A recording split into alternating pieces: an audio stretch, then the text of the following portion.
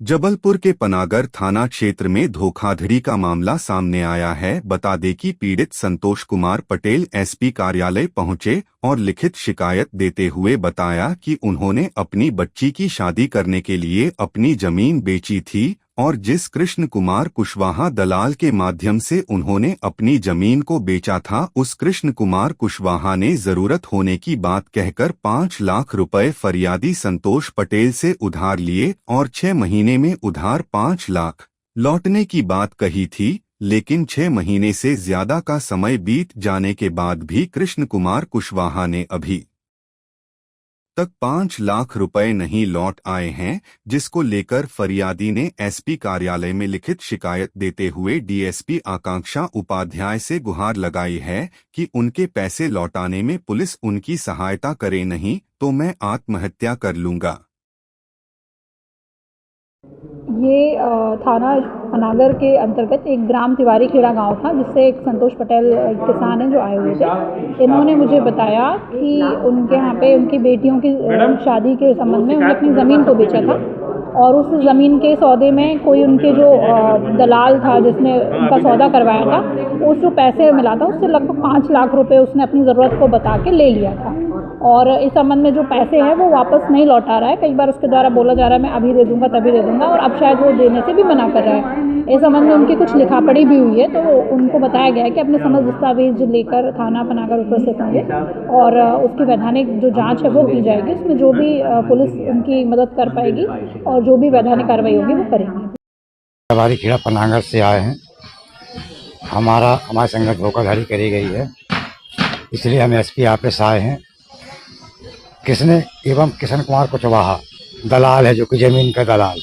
तो हमको ज़मीन बेचनी थी, मेरे को बच्चे की शादी करनी थी। तो मैंने इससे बात किया तो उसने कहा कि ठीक है हो जाएगी सौदा। कम से कम 6 महीने होगा सौदा नहीं हुई। इसके बाद मेरी बच्चे की तबीयत बिगड़ गई, मेरे को पैसे की जरूरत पड़ी। तो मैंने इससे बोला कि मेरे को ब्याज से 1 लाख रुपये दिलवा दी। तो उसने बोला कि ठीक है पैसा मिल जाएगा, ज़मीन गिरवी रखना पड़ेगी। तो मैंने कहा ठीक है गिरवी रख दूंगा, ब्याज से वापस कर दूंगा।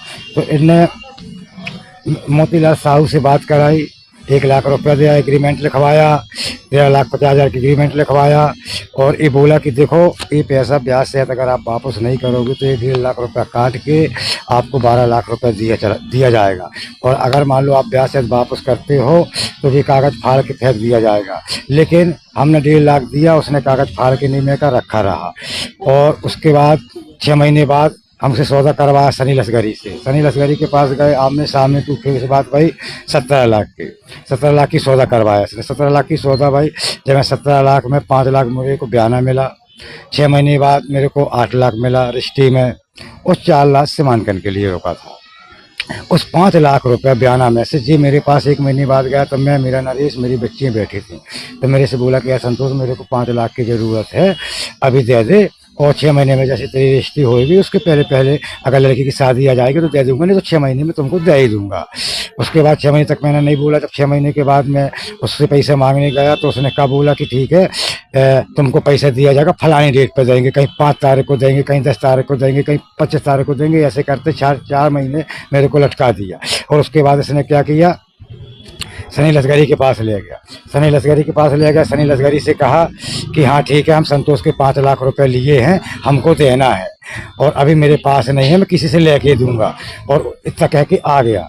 उसके बाद रहा, फ़ोन उठाना बंद कर दिया, लश्करी का ही फ़ोन उठाना बंद कर दिया, मेरा ही फ़ोन उठाना बंद कर दिया। कहाँ आए हो, क्या चाहते हो? अब एसपी ऑफिस आया हूँ, केवल मेरे को मेरा पैसा मिल जाए और नहीं तो मैं आत्महत्या कर लूँगा, क्योंकि मेरी बच्ची के लिए ज़रूरत है, मेरी बच्ची के लिए शादी के लिए मैं बेटा था।